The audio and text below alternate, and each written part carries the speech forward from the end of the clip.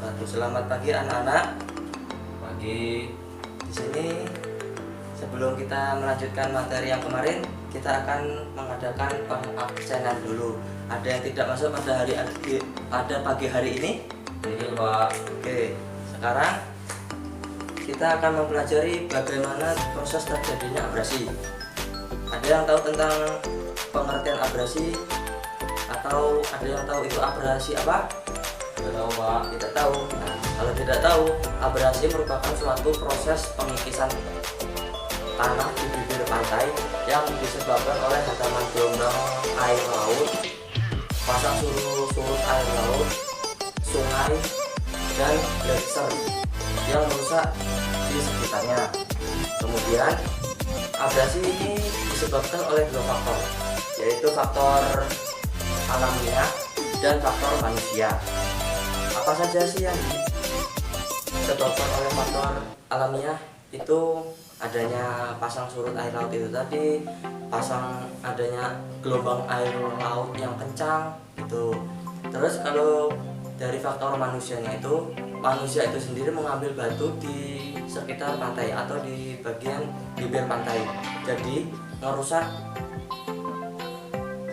bibir pantai menjadi mengikis.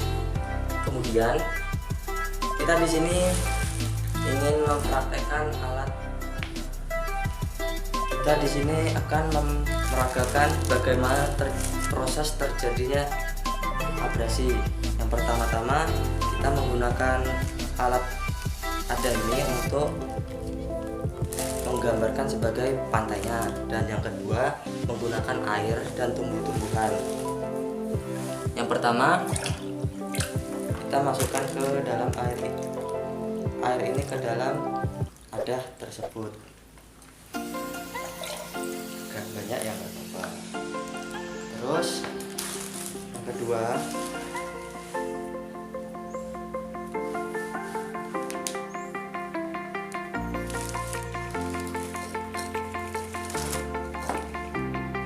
proses terjadinya abrasi, yakni gelombang yang ke arah pantai dapat menggetarkan tanah. Jadi gini, perlahan, lama-lama tanah atau pasir serta batu yang ada di bibir pantai akan terkikis dan mengikuti ombak, seperti pada yang di depan kalian ini. Itulah yang penyebab utama abrasi. Kemudian juga faktor pendorong arus laut yang besar itu adalah dari angin itu sendiri. Jadi bila tidak ada tumbuhan,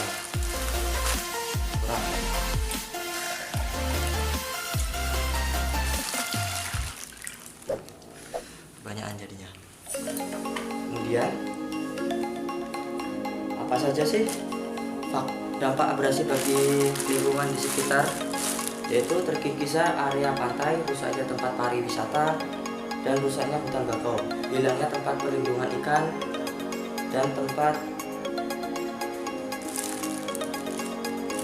perkembangbiakan ikan. Terus kemudian bagaimana sih untuk mengatasi abrasi atau menanggulangi abrasi? Ya, di sini kita menggunakan tumbuhan ini sebagai tumbuhan mangrove ya.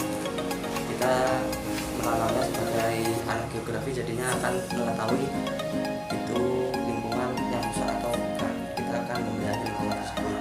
Nah, kita tanami tumbuhan ini di pinggir-pinggir pantai. Enggak hanya pohon bakau saja yang bisa mengatasi abrasi, melainkan juga pohon kelapa itu juga bisa.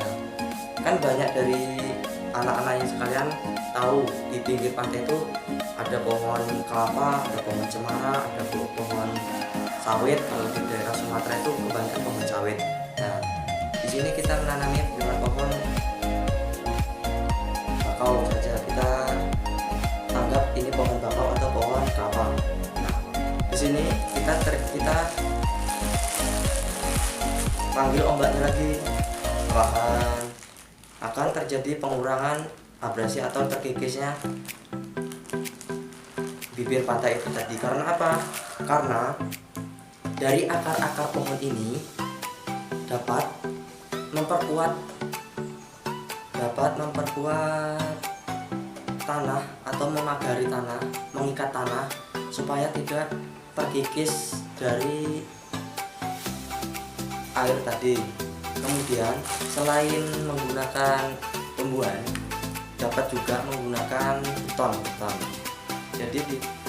Dan selanjutnya kita menggunakan media beton. Kita pasang di sini. Cukup dulu saja. Kita gerakkan, panggil lagi. Jadikan air tidak masuk ke dalam bibir pantai atau daratan itu tadi. Nah, banyak sekali di Indonesia, yang termasuk wilayahnya di pesisir pantai itu menggunakan betonisasi dan menggunakan media tanam pohon itu tadi. Tanam pohonnya ini dengan cara menanam tumbuhan seperti kelapa dan tumbuhan mangrove. Kalau di daerah Sumatera ini kelapa sawit pengganti tumbuhan mangrove itu tadi.